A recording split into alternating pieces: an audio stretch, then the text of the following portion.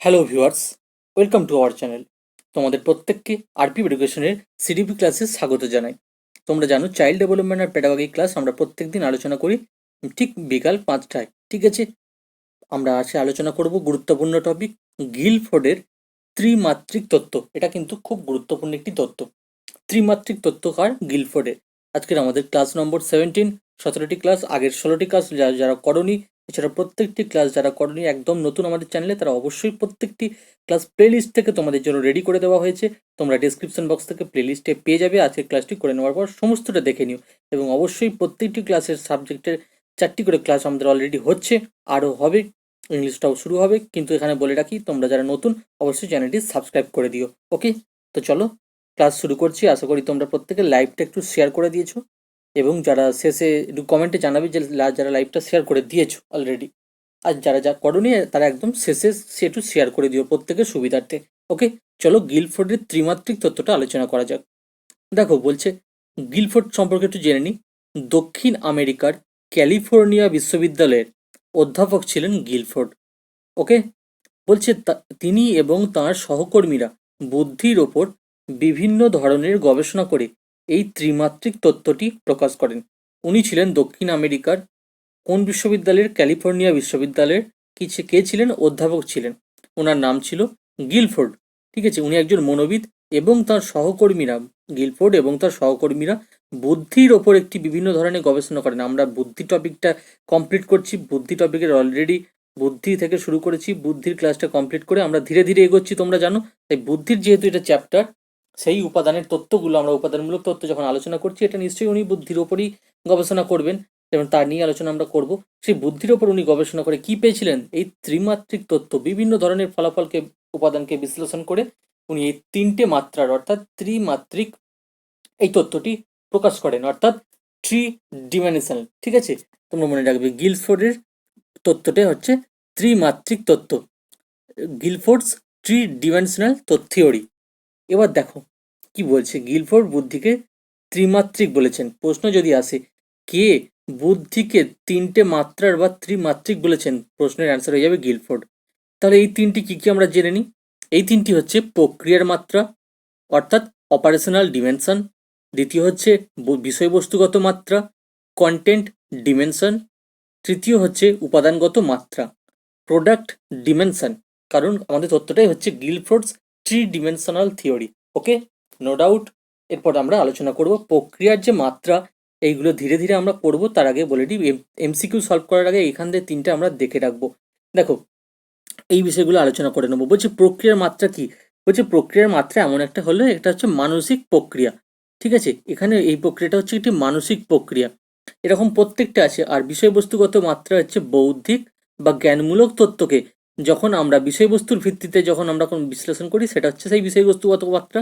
আর উপাদানগত মাত্রা হচ্ছে কি কি উপাদান আছে যে আমরা আলোচনা করলাম। এই যে ধরো একটা তত্ত্ব আলোচনা করছি, তার মধ্যে যে কোন প্রক্রিয়া কতটা কার্যকরী হবে, সেই সব বিষয়ের হচ্ছে উপাদানগত মাত্রা। ঠিক আছে, যখন কোনো বিষয়বস্তুর উপর প্রক্রিয়াকে কার্যকরী করা হয়, তখনই সেই উপাদানগত মাত্রাটি কাজে লাগে। এটা হচ্ছে তথাকথিত, আমি তোমাদের জানার সুবিধার্থে বললাম। এবার এই প্রক্রিয়াগুলোর 3টে যে মাত্রা, এই 3টে মাত্রাকে উনি বিভক্ত করেছেন আলাদা আলাদাভাবে। প্রক্রিয়াগত মাত্রাকেও তিনি বিভক্ত করেছেন। আগে আমরা দেখে নেব প্রক্রিয়াগত মাত্রার যে ভাগগুলি।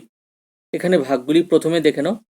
প্রথমেই বলা আছে প্রত্যভিজ্ঞা বা কগনিশন। এটাকে তোমরা প্রজ্ঞা বলে জানতে পারো, প্রজ্ঞা বা প্রত্যভিজ্ঞা। প্রজ্ঞা কি? আমরা জানি শিখনের সবচেয়ে গুরুত্বপূর্ণই হচ্ছে প্রজ্ঞা, কারণ যার দ্বারা জ্ঞানগত বিষয় অনুধাবন করা যায়, তাই হলো প্রজ্ঞা বা প্রত্যভিজ্ঞা বা কগনিশন।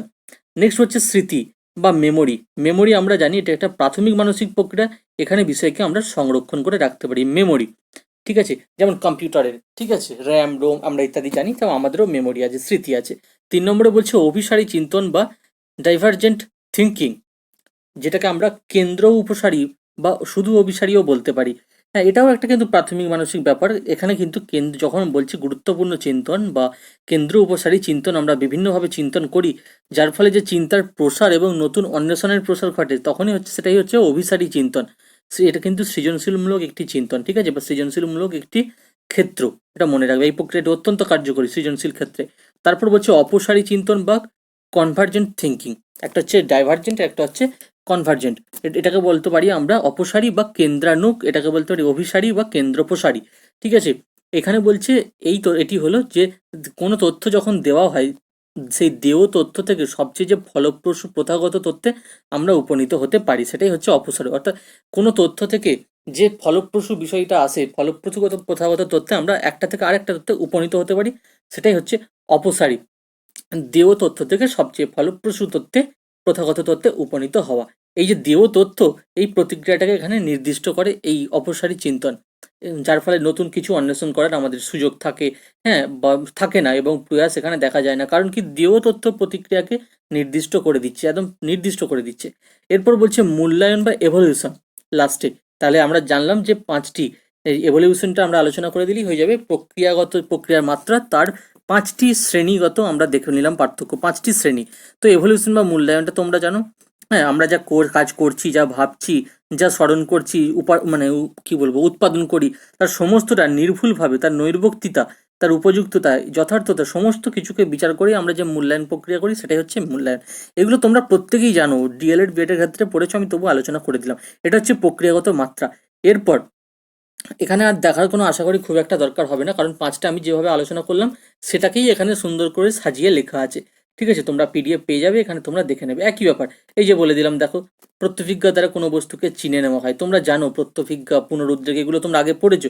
স্মরণের দ্বারা অভিজ্ঞতাকে মনে করা হয় বা সংরক্ষণ করে রাখা। অভিসারী চিন্তন অর্থাৎ বিভিন্ন উৎস থেকে প্রাপ্ত যে তথ্য, যেটা বললাম, প্রাপ্ত তথ্যকে গৃহীত হয়। আর অপসারী চিন্তনের দেয় তথ্য, সেই দেয় তথ্য অর্থাৎ সেই অভিসারী চিন্তনের ঠিক বিপরীত হচ্ছে অপসারী চিন্তন বা কেন্দ্রপ্রসারী চিন্তন। এখানে মানসিক প্রক্রিয়ার উপাদানটি কেন্দ্রাতিক প্রক্রিয়া। অর্থাৎ কোনটা কি, এই যে 5টা আলোচনা করলাম, সেই 5টাই এখানে সুন্দরভাবে এক একটা করে সেন্টেন্সে লিখে দিয়েছি, যাতে কোশ্চেন এলে তোমরা এখানে অনায়াসে অ্যান্সারটি করতে পারো, কালেক্ট করে দেওয়া আছে। এবার দেখো বিষয়বস্তুগত মাত্রার ভাগগুলি কি কি। দর্শনধর্মী বা ভিজুয়াল এখানেও আছে, তোমরা এখানেও পড়ে নিতে পারো, বা আমি একবারে প্রথমে আলোচনা করছি, তাহলে তোমাদের সুবিধা হবে।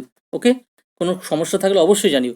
দর্শনধর্মী মানে কি? দর্শনধর্মী মানে হচ্ছে যেটা আমাদের ভিজুয়াল, দেখা যায়। আর কি হচ্ছে শ্রবণধর্মী। এখানে বলে রাখি যে দর্শনধর্মী ভিজুয়াল বা শ্রবণধর্মী অডিওটরি, এটা কিন্তু চিত্রগত, বা মূর্ত বিষয়বস্তুকে বিভক্ত করে এই দুটো এসেছে। প্রথমে কিন্তু বিষয়বস্তুগত 4টি মাত্রা করা হয়েছিল, কিন্তু বর্তমান সময়ে প্রশ্ন যদি আসে বর্তমান সময়ে বিষয়বস্তুগত মাত্রার কটি ভাগ, তখন অ্যান্সার হয়ে যাবে কি 6টি, তখন অ্যান্সার হয়ে যাবে 5টি। কিন্তু আর আগে যদি বলে যে বর্তমান শব্দটা না থাকে, তাহলে মূল কিন্তু 4টি ভাগ। কারণ মূল প্রথমে যে চিত্রগত বা মূল বিষয়বস্তু, সেটার দুটো ভাগ হচ্ছে, একটা দর্শনধর্মী, একটা শ্রবণধর্মী। ঠিক আছে, আর এই দুটো আছে বলি কিন্তু আর চিত্রগত বা মূল বিষয়বস্তুটা আমি এখানে দিইনি। চিত্রগতর মধ্যেই কিন্তু দুটো ঢুকে আছে। ওকে, নাহলে চিত্রগতটা হয়ে গেলেই দর্শনধর্মী শ্রবণধর্মী থাকবে না, শুধু চিত্রধর্মী বা মূল বিষয়বস্তু থেকে যাবে। অর্থাৎ মোট কথা দর্শনধর্মী বা শ্রবণধর্মী হলো চিত্রগতের পার্থক্য, মানে দুটো ভাগ। ওকে, এইখানটা ক্লিয়ার করে দিয়েছি। দেখো, দর্শনধর্মী মানে যেটা আমরা দেখতে পাই, কোনো একটি বিষয়, দৃশ্যগ্রাহ্য বস্তুর আকার, আয়তন আমরা সব বুঝতে পারি, সেটাই দর্শনধর্মী। শ্রবণধর্মী বা যেটা শুনতে পারি, এটা তোমরা যেটা আমরা যে শ্রবণ করি তা এর অন্তর্ভুক্ত, যে সমস্ত বিষয়বস্তু আমরা শ্রবণ করি। সাংকেতিক বা সিম্বলিক, হচ্ছে প্রতীকরূপী, ধরো এটা যে অক্ষর, এটা সংখ্যা ইত্যাদি বিন্যস্ত থাকলে আমরা সেগুলো বুঝতে পারি। আর বিমূর্ত ভাষামূলক বা সিমেন্টিক বিষয়বস্তু কি? সিমেন্টিক হচ্ছে তোমার বিমূর্ত বিষয়বস্তু, এটাও ভাষাগত বা ভাবগত অর্থবহ। ঠিক আছে, এখানে ধরো আমরা যেমন বিভিন্ন কথাই বলি যে অলস মস্তিষ্ক শয়তানের কারখানা, এই যে বিষয়বস্তুগুলো, হ্যাঁ, ভাগের মা গঙ্গা পায় না ইত্যাদি যে প্রবাদ বাক্য, এগুলো হচ্ছে সিমেন্টিক কন্টেন্ট। এরপর বলছে আচরণমূলক বা বিহেভিয়ারাল, আচরণমূলক, বিহেভিয়ার। ঠিক আছে, এটা বলছে সামাজিক আচরণ। এই আচরণ কিন্তু সামাজিক আচরণ, যার সাহায্যে নিজের এবং অপরদের, অন্যান্যদের বোঝাবার বা মেলামেশা করার ক্ষমতাকে বোঝানো হবে। এটাকে আবার এখানে আলাদা করে দেওয়া আছে। দর্শনগত কি, হ্যাঁ, শ্রবণগত কি, এগুলো তোমাদের সুবিধা করার জন্য দেওয়া আছে। একই ব্যাপার আমি আলোচনা প্রথমেই করে দিচ্ছি তোমাদের সুবিধার্থে। এরপর বলছে ফলাফলের মাত্রা, যে প্রক্রিয়াগত, বিষয়বস্তুগত, ফলাফলগত, এই 3টে ভাগ, 3টে মাত্রা, আমরা এই ত্রিমাত্রিকা 3টে মাত্রা। ঠিক আছে, আমরা শেষটাই চলে এসেছি। বলছে একক, ইউনিট। তো ইউনিট এখানে কি?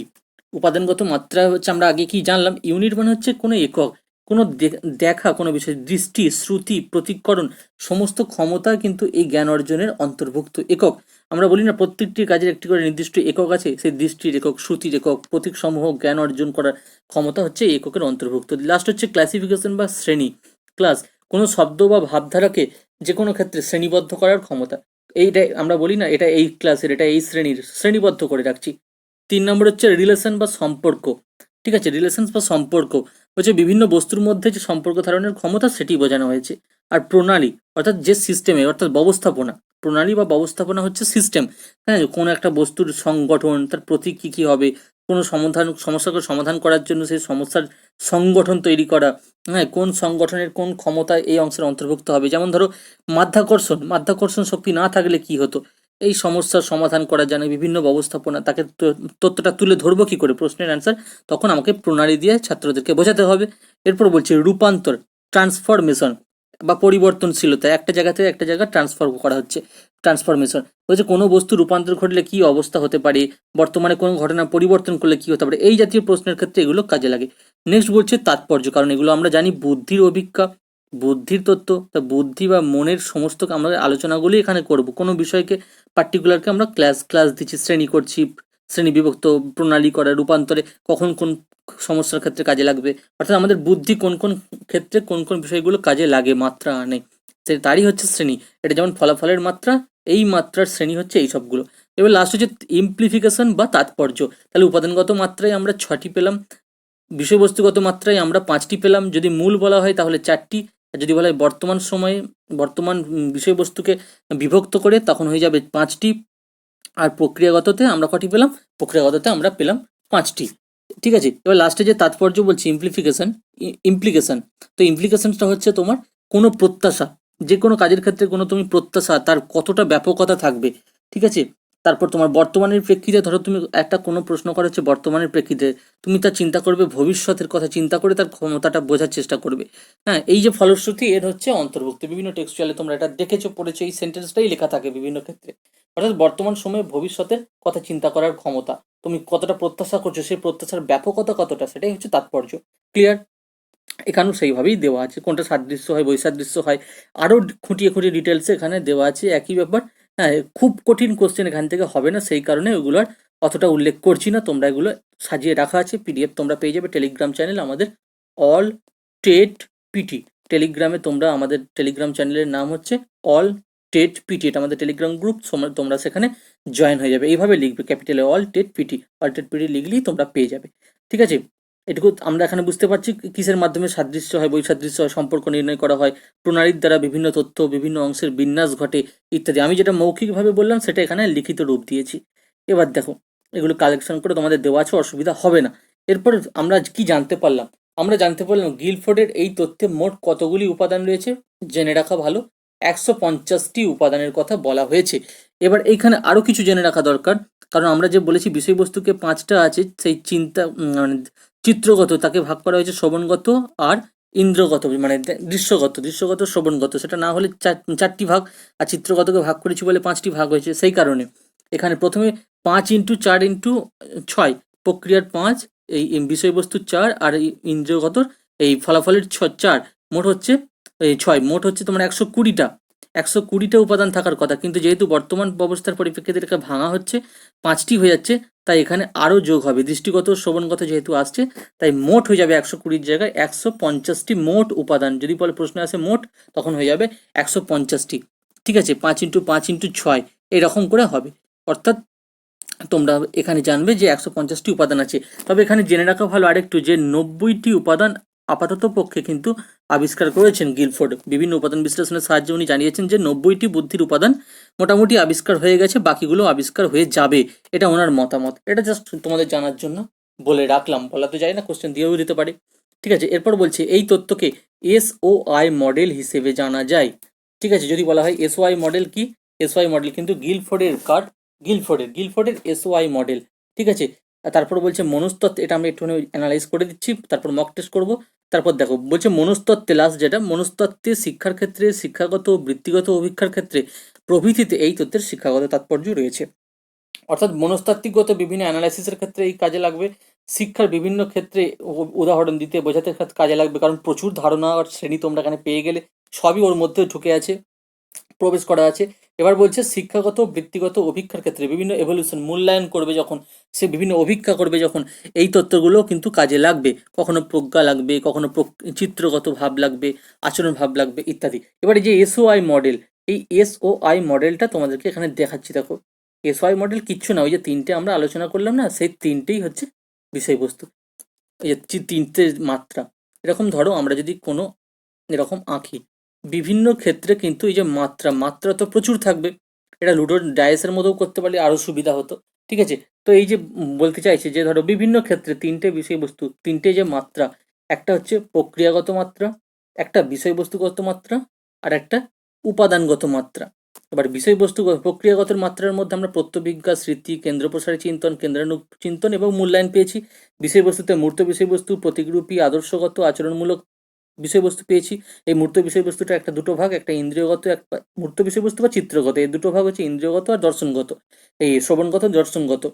আর একটা কি বলছে, এই যে উৎপাদনমূলক, ঠিক আছে, যেটা আমরা ফলাফল বলতে পারি উৎপাদনমূলক, সেটা হচ্ছে একক, শ্রেণী, সম্পর্ক, ব্যবস্থাপনা, পরিবর্তন, তাৎপর্য, এইরকম অর্থ। এটাই হচ্ছে গিলফোর্ডের SOI মডেল। গিলফোর্ডের তত্ত্বকে কি মডেল বলা হয়? SOI model. একটা মানুষের ব্রেনে বিভিন্ন রকম উপাদান, এগুলো সমস্ত যদি আমরা উপাদান ভাবি, এটা বিষয়বস্তুর এইগুলো উপাদান এখানে কার্যকর করা হচ্ছে, ঠিক আছে? প্রথমে প্রক্রিয়া, এগুলো প্রক্রিয়া করা হচ্ছে, তারপর বিষয়বস্তুটার এই যে স্তর লেয়ারগুলো আসছে, তারপর উপাদান, এইগুলো সব কিছু নিয়েই হচ্ছে মানুষের বুদ্ধিটা, এই যে অভিজ্ঞতা তিনি করেছেন, বুদ্ধিটা এইগুলো দিয়ে কাজে লাগে। অর্থাৎ মানুষের বুদ্ধি হচ্ছে ত্রিমাত্রিক, প্রথমে আমরা পড়েছি গিলফোর্ডের মতে। এই হচ্ছে ব্যাপার। এবার মক টেস্ট, তোমরা প্রত্যেকে চটপট অ্যান্সার জানাও, 3 সেকেন্ড করে তোমরা টাইম পাবে। প্রথম কোশ্চেন, গিলফোর্ড তাঁর বুদ্ধির তত্ত্বে কয়টি মাত্রার কথা বলেন? 5, 4, 3 নাকি 2? চটপট অ্যান্সার জানিয়ে দাও। গিলফোর্ড তাঁর বুদ্ধির তত্ত্বে কয়টি মাত্রার কথা বলেন? তোমরা মিলিয়ে নেবে কার কটি সঠিক হচ্ছে। আমি রাইট অ্যান্সার বলে দিচ্ছি, উনি বলেন 3টে। একটা প্রক্রিয়া, একটা ফলাফল বা বিষয়বস্তুগ্রস্ত, আর একটা হচ্ছে উৎপাদনমূলক, ঠিক আছে, একটা উৎপাদনমূলক, এই 3টে। নেক্সট কোশ্চেন দেখো, প্রক্রিয়াগত মাত্রার কয়টি শ্রেণীর কথা বলেছেন? 4টি, 6টি, 5টি নাকি 3টি? প্রক্রিয়াগত অর্থাৎ প্রথম যে মাত্রাটা আমরা আলোচনা করলাম, আমি আরো ইজি করে দিলাম, বলে দিলাম। প্রক্রিয়াগত যে প্রথম মাত্রা হচ্ছে প্রক্রিয়াগত মাত্রা, তার কয়টি শ্রেণী বলেছেন? 4টি, 6টি, 5টি নাকি 3টি? তোমরা প্রত্যেকেই জানলে, আজকে যারা ধীরে ধীরে ক্লাস করেছো সম্পূর্ণ মনোযোগ সহকারে জানো, 5টি। এই মাত্র আলোচনা করলাম, প্রজ্ঞা, স্মৃতি, কেন্দ্রপ্রসারী চিন্তন, কেন্দ্রানুগ চিন্তন এবং মূল্যায়ন, এই 5টি। 3 নম্বরে কি বলছে? বলছে গিলফোর্ডের তত্ত্ব অনুযায়ী বুদ্ধির মোট কটি উপাদান রয়েছে? 130টি, 150টি, 140টি, 123টি। গিলফোর্ডের এই ত্রিমাত্রিক তত্ত্ব অনুযায়ী বুদ্ধির মোট কয়টি উপাদান রয়েছে? 130, 150, 140, 123। এটা তোমাদের বলে দিলাম, মোট যেহেতু বলেছে, মোট কয়টি উপাদান, তাই রাইট অ্যান্সার হয়ে যাবে 150। আগে কটি ছিল? 120। তারপর বর্তমান সময়ে যে মূর্ত বিষয়বস্তু বা চিত্রগত বিষয়বস্তুকে একটা দর্শনগত, একটা শ্রবণগত ভাগ করে দেওয়ার কারণে 5x5x6 এইভাবে হয়ে গেছে। আগে ছিল 5x4x6, এখন হয়ে গেছে 5x5x6, অর্থাৎ 5×5 = 25, 25 এবার তোমরা ভাগ করে নাও, বুঝতেই পারবে গুণ করে দিলে। 125টি মোট হচ্ছে, এই 150টি মোট হচ্ছে তোমাদের তত্ত্ব, গিলফোর্ডের তত্ত্ব অনুযায়ী বুদ্ধির মোট উপাদান। মোট যখনই বলবে 150, রাইট অ্যান্সার। নাও এবার তোমাদের হোম টাস্ক, পরপর 3টে হোম টাস্ক আছে, খুব ইজি কোশ্চেন। তোমরা ভিডিওর কমেন্টে জানাবে, লাইভ চ্যাট থেকে সরে গিয়ে ভিডিওর মেন কমেন্টে জানিয়ে দাও। HT নাম্বার 1, গিলফোর্ডের ত্রিমাত্রিক তত্ত্ব কি মডেল নামে পরিচিত? 2 নম্বর কোশ্চেন, গিলফোর্ড কোথাকার মনোবিদ ছিলেন? কোশ্চেন নাম্বার 3, গিলফোর্ডের তত্ত্বের 3টি মাত্রা কি কি? বহুবার আলোচনা করা হয়েছে 3টি কোশ্চেন। প্রথম কোশ্চেন, গিলফোর্ডের ত্রিমাত্রিক তত্ত্ব কি মডেল নামে পরিচিত? গিলফোর্ড কোথাকার মনোবিদ ছিলেন? গিলফোর্ডের তত্ত্বের 3টি মাত্রা কি কি? চটপট তোমরা অ্যান্সার জানিয়ে দাও। প্রত্যেকে তোমরা ক্লাস ভালো লাগলে লাইক, কমেন্ট এবং প্রচুর পরিমাণে বিভিন্ন সোশ্যাল মিডিয়া গ্রুপে শেয়ার করে দাও।